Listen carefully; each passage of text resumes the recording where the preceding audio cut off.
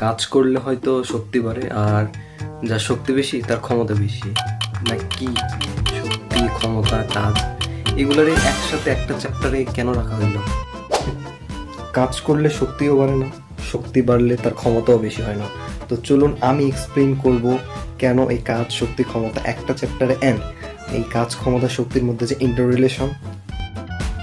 ধরুন এটা একটা বল, আপনার তো ভাই খেয়ে দিয়ে কাজ নাই, আপনি বলটাকে একটা শর্ট দিচ্ছেন, বলটা আকাশে উঠতেছে পুরো। আপনি যখন বলটাকে লাথি দিচ্ছেন বলটা একটা ফোর্স পাচ্ছে, অ্যান্ড আমরা জানি কাজ সমান বল ইন্টু সরণ।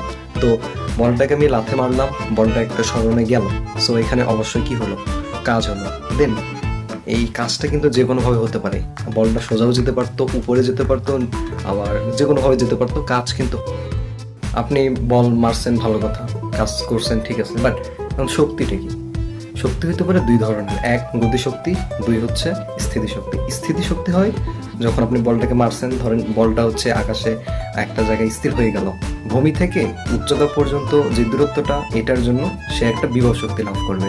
আবার ধরেন যে বলটা যাচ্ছে সোজা, হ্যাঁ, আপনি যখন বল দিয়েছেন, আপনি যখন বলটা দিলেন, ফোর্স দিলেন, সে ফোর্স দেওয়ার সময় সে কিন্তু একটা বেগও লাভ করবে, তো এই বেগের কারণে সে আবার গতিশক্তি লাভ করবে।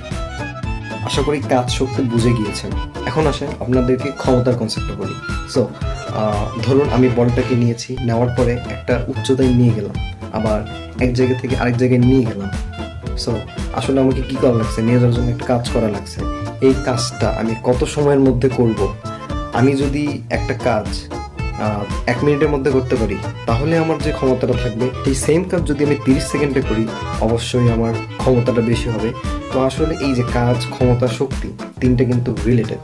অথবা এই জন্যই তিনটি টপিক নিয়ে একটা চ্যাপ্টার, অ্যান্ড এই যে এত কিছু মাথায় ঘোরানোর দরকার নাই ভাই।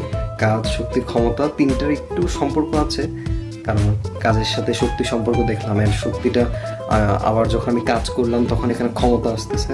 সো আসলে কাজ, ক্ষমতা, শক্তি তিনটা হচ্ছে রিলেটেড।